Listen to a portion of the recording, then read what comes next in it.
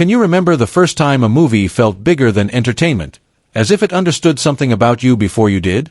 For many of us, that moment arrived in 1980, sitting in a dark theater as The Empire Strikes Back unfolded. We were younger then. Life felt simpler.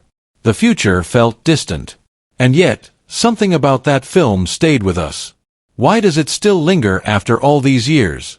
What was happening behind the scenes that gave it such lasting power? As children, we watched Empire as a thrilling adventure. As adults, we rewatch it as something else entirely, a time capsule of endurance, risk, exhaustion, and quiet brilliance. And when you peel back the polished surface, you discover that many of its most iconic moments were born not from comfort or technology, but from discomfort, danger, and very human struggle. So let's step back, beyond the screen, and ask ourselves, what did it truly cost to create a film that still moves us more than 4 decades later? Hoth wasn't a set, it was survival. When Luke Skywalker stumbles through the blinding snow of Hoth, it doesn't look cold. It feels cold. That's because it was real. Rather than relying on studio effects, the production traveled to Finse, Norway, a remote, mountainous region where snowstorms can trap people for days. Roads vanished. Supplies dwindled. Crew members were confined to a small hotel, unable to leave. Mark Hamill later recalled that the cold was so severe his eyelids froze shut. Imagine that for a moment. Not acting. Not pretending. Actually unable to open your eyes because nature won't allow it. The storm scenes were filmed right outside the hotel doors. The production didn't wait for conditions to improve.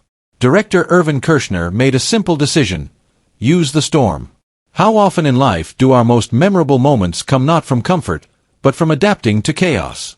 The beauty of Hoth, the stark isolation, the sense of hopelessness, was created by people who were genuinely enduring it. That authenticity still reaches us today, especially those of us old enough to remember winter afternoons, sitting close to the television, believing every frozen breath Luke took. The creature that made everyone sick. Do you still flinch during the scene where Han Solo slices open the tauntaun? That reaction isn't accidental. To create the illusion of steam rising from the creature's body in freezing temperatures, the prop department filled the tauntaun with rotten meat, spoiled fish, and chemical slime. The stench was overwhelming. Crew members vomited. Deodorizing sprays did nothing.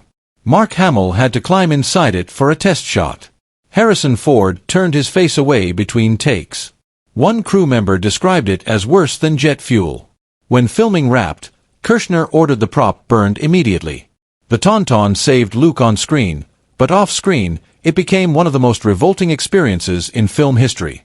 And yet, that grotesque realism is exactly why the moment still feels unforgettable. Isn't it strange how the scenes we remember most often come from places of discomfort?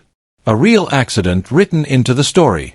The opening attack by the Wampa wasn't originally planned. Just months before filming began, Mark Hamill suffered a serious car accident that altered his face, fractures, scarring, and a shifted jaw. Rather than hide it awkwardly, the filmmakers did something bold.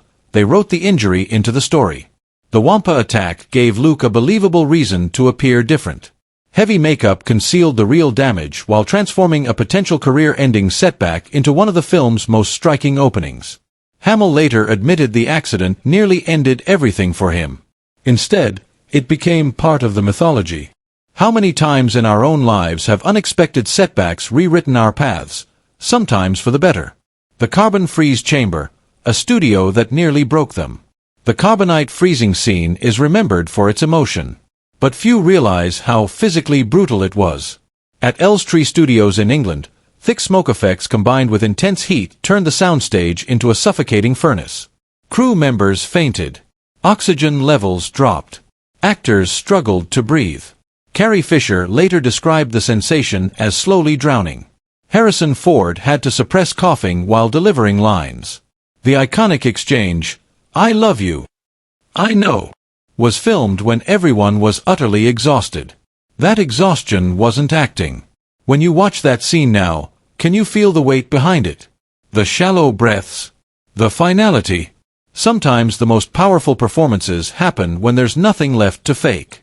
Dagobah, a swamp that was rotting in real time. Dagobah looks damp. It smells damp, because it was. The set was built with real water, real plants, and real mud. Within weeks, it began to rot. Mold spread. The water stagnated. The smell became unbearable. Real snakes were used underwater. One bit Hamill during filming. A plan to place a crocodile near him was cancelled at the last moment for safety. The crew drained and dried the set nightly just to keep working. And yet, from that filth came some of the most spiritual moments in cinema history. The place where Luke confronts fear, failure, and himself. Isn't it fitting that wisdom emerged from decay? Acting opposite a puppet, and believing it.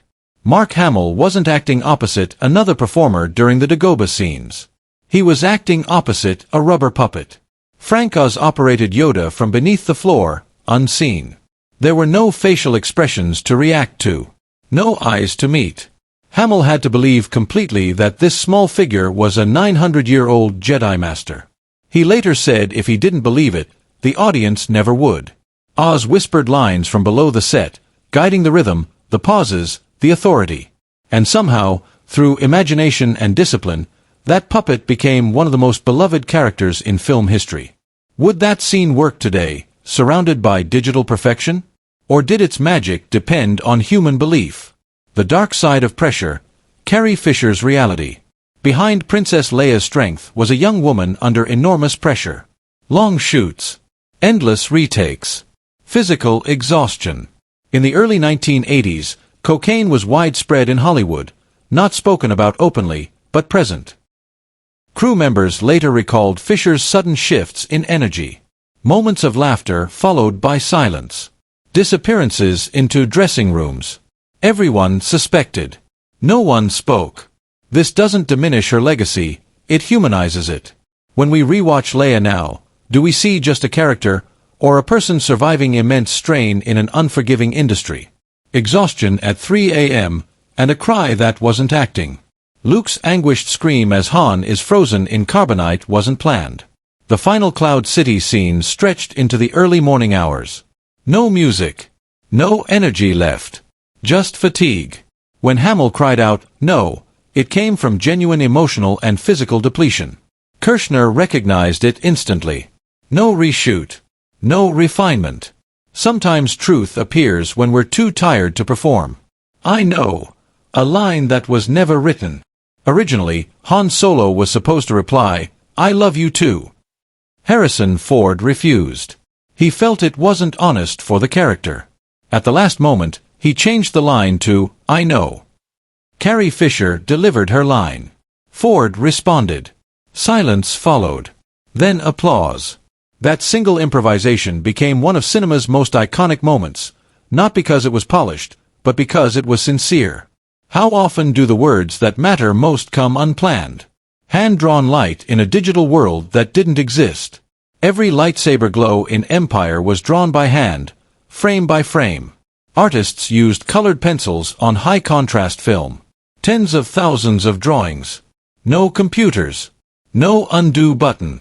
The shimmer, the movement, the sense of weight, all created by human patience. Perhaps that's why those duels still feel alive in a way modern CGI sometimes doesn't.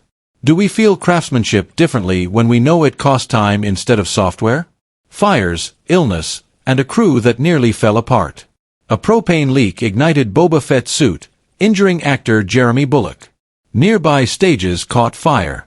Production halted. Carrie Fisher collapsed from illness and chemical allergies. Hamill struggled with isolation and depression on the Dagobah set. To lift morale, Frank Oz brought Miss Piggy to set, making people laugh between breakdowns. Out of chaos came camaraderie. Sometimes the bonds formed under pressure are what carry us through. A film once called a copy. When Empire was released, critics weren't kind. They called it repetitive. Bigger, but not better. Audiences left uncertain. George Lucas said nothing. He trusted time. And time proved him right. Depth reveals itself slowly. Isn't that true of many things we appreciate more as we age? A secret so big, only 3 people knew. "No, I am your father." Only Lucas, Kirshner, and Hamill knew the truth. Even James Earl Jones recorded the line later. David Prowse was given a fake line to prevent leaks. When the reveal happened, Theaters fell silent. In an age before spoilers, the shock was pure. Would that moment ever land the same way today? Lucas bet everything, literally. George Lucas financed Empire himself. If it failed, he would lose his home, his company, his future. He refused studio interference. Protected the twist.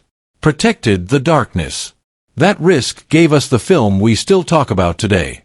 Sometimes the greatest creations come from people willing to lose everything. Why it still matters. The Empire Strikes Back endures not because it was perfect, but because it was human. Cold. Exhaustion. Doubt. Improvisation. Risk. As we grow older, we don't just rewatch it, we recognize it. And perhaps that's why it stays with us. Because it aged the same way we did. Thank you for watching. If this journey brought back memories, or gave you a new appreciation, consider subscribing for more stories that explore the deeper truths behind the films we grew up with.